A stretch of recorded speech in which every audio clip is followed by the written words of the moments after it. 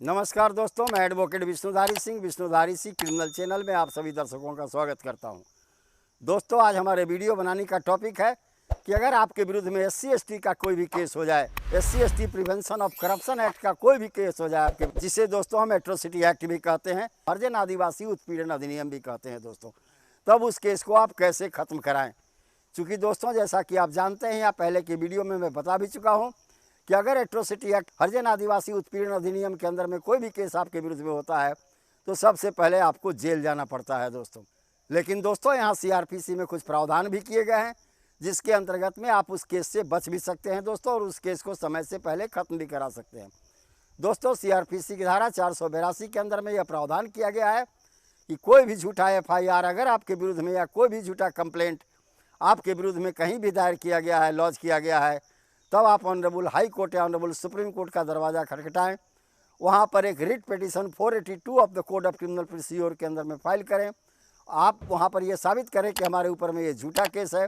वैसी परिस्थिति में उस FIR को जो किसी भी हरिजन या आदिवासी ने आपके विरुद्ध किया उसे क्वेश्चन कर दिया जाएगा, उसे समाप्त कर दिया जाएगा।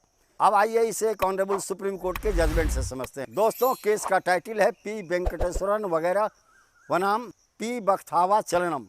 दोस्तों, इसका क्रिमिनल अपील नंबर है 1555 ऑफ 2022, 1555 ऑफ 2022। इसके अंदर में P बख्तावा चलम ने, जो SC/ST वर्ग के एक व्यक्ति थे, उन्होंने कोर्ट के अंदर में एक कंप्लेंट फाइल किया कि P वेंकटेश्वर रमन और अन्य लोग मिलकर के जो हमारे घर से रास्ता निकलता है उसके रास्ते पर मंदिर बनाकर हमारा रास्ता रोकना चाहते हैं। मजिस्ट्रेट साहब ने कंप्लेनेंट का वह जो केस किया था उसकी गवाही सेक्शन 200 CRPC के अंदर में रिकॉर्ड किया और पुनः उसके अन्य गवाहों की गवाही सेक्शन 202 CRPC के अंदर में रिकॉर्ड किया तो पाया कि प्राइमा फेसी स्टेज में वास्तव में इस तरह का अपराध बनता है।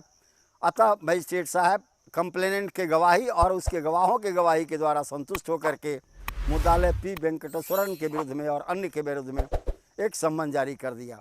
जब उन्हें P वेंकटेश्वरन और वगैरह को सम्मन मिला दोस्तों, तो ऑनरेबल हाई कोर्ट मूव कर गए सेक्शन 482 CRPC के अंदर में उसे क्वेश्चन कराने के लिए, उसे निरस्त कराने के लिए। दोस्तों, यह केस हुआ था SC/ST एक्ट यानी हरिजन उत्पीड़न अधिनियम की धारा 3, 5A, 1 और 5 इन सेक्शन के अंदर में P बख्तावा चलम ने P वेंकटेश्वरन वगैरह के ऊपर में केस किया। दोस्तों, ऑनरेबल हाई कोर्ट इस क्वेश्चनिंग रिट पिटीशन को सुनने के बाद यह आदेश पारित किया कि मुद्दाले के विरुद्ध में prima facie case made out होता है। अतः मुद्दाले के विरुद्ध में मजिस्ट्रेट के द्वारा जारी किया सम्मन वैध है और इसे वैलिड माना दोस्तों। तब P Venkateswaran honourable Supreme Court move कर गए दोस्तों। वहाँ पर भी उन्होंने एक क्रिमिनल रिट पिटीशन डाला दोस्तों, जिसका नंबर मैं आपको पहले बता चुका हूँ 1555 ऑफ 2022। तब जाकर के ऑनरेबल सुप्रीम कोर्ट उस रिट पिटीशन को सुनने के बाद अपना निम्न ऑब्जर्वेशन पारित किया। ऑनरेबल सुप्रीम कोर्ट में अपीलांट यानी P वेंकटेश्वरन ने कहा कि यह पूरा मामला झूठा और बेबुनियाद है। नए मंदिर बनाने का कोई प्रश्न ही नहीं उठता। मंदिर पहले से बना हुआ था, उसी का रिनोवेशन होना था यानी मरम्मती या पुनर्निर्माण होना था दोस्तों, और जाति सूचक शब्द का इस्तेमाल मुद्दालय के द्वारा नहीं किया गया। इसके बाद ऑनरेबल सुप्रीम कोर्ट ने सुनवाई के बाद यह आदेश पारित किया कि ऐसा लगता है कि यह मामला सिविल डिस्प्यूट का है, अतः इसे क्रिमिनल केस में कन्वर्ट नहीं किया जा सकता। पहला। दूसरा, रास्ता रोकने का कोई प्रमाण नहीं है।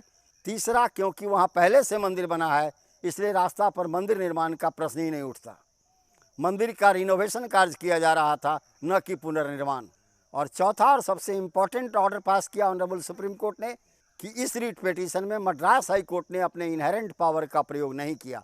दोस्तों, 482 सेक्शन के अंदर में ऑनरेबल हाई कोर्ट और ऑनरेबल सुप्रीम कोर्ट को यह इनहेरेंट पावर दिया गया है, एक विशेष शक्ति दी गई है दोस्तों, कि अगर उसे लगे कि कोई भी FIR या कंप्लेंट किसी मुद्दालय के विरुद्ध में झूठा है और मुद्दालय इन कोर्ट में जा करके इसके विरुद्ध में 482 में एक रिट पिटीशन फाइल करे, और अगर कोर्ट ये संतुष्ट हो गया कि ये झूठा है तो ऐसे FIR कंप्लेंट को कोर्ट क्वेश्चन कर देता है दोस्तों। अपने निर्णय के इन्हीं बिंदुओं के आधार पर ऑनरेबल सुप्रीम कोर्ट ने उपरोक्त मुकदमे को खारिज कर दिया दोस्तों, और यह कहा कि यह कंप्लेंट केस मेंटेनेबल नहीं है और यह कंप्लेंट केस खारिज करने योग्य है।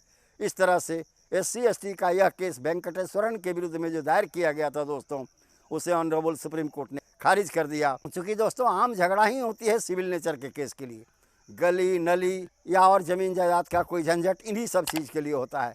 तो ऑनरेबल कोर्ट के अनुसार दोस्तों, अगर सिविल नेचर का कोई भी केस हो उसमें किस तरह का कोई भी केस दायर नहीं किया जा सकता, जो क्रिमिनल नेचर का हो। तो धन्यवाद दोस्तों। इस तरह आप समझ गए होंगे कि अगर कोई SC/ST का केस आपके विरुद्ध में हो जाए, SC/ST prevention of corruption act के अंदर में कोई आपके विरुद्ध में केस हो जाए, जिसे हम एट्रोसिटी एक्ट भी कहते हैं दोस्तों, इस एक्ट के अंदर में अगर आपके विरुद्ध में कोई केस हो जाए और वह केस झूठा हो, तो आप निश्चित तौर पर ऑनरेबल हाई कोर्ट जाएँ, सेक्शन 482 ऑफ द CRPC के अंदर में रिट फाइल करें, वहाँ साबित करें कि हमारे विरुद्ध में यह केस झूठा है। ऑनरेबल हाई कोर्ट निश्चित तौर पर ऐसे कंप्लेंट पिटीशन को या ऐसे FIR को खारिज कर देंगे। तो धन्यवाद दोस्तों। अब विशेष अगले वीडियो में